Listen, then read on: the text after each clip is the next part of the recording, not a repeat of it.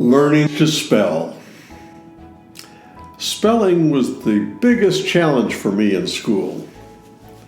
I liked to read, and my mother told bedtime stories to me and my brother Bob each night before we went to sleep.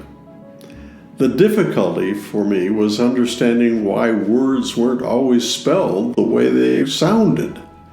For example, since the endings of high, sky, and lie sounded the same, why weren't they spelled the same way?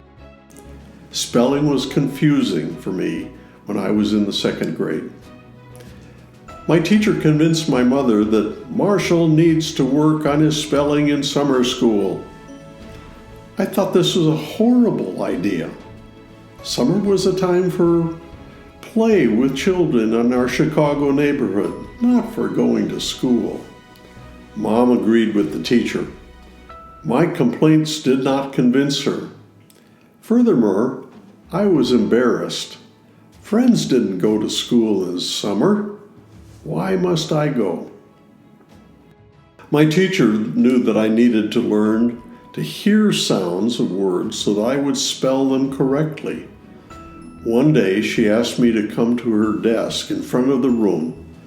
She pinched my ear very hard and asked me what I felt. I didn't know what to say, so she did it again and again. Finally, I came out with the answer she wanted. Ouch, I said. How do you spell that sound, she asked. From that small lesson, I learned that the ow sound was how I must sound out the spelling for ouch. That simple lesson was the real beginning of my path to correct spelling. Finally, I was ready to change. That day, I learned that education was the process of learning to change.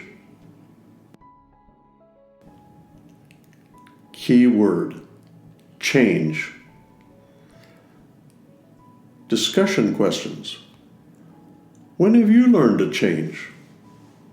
Why is change difficult?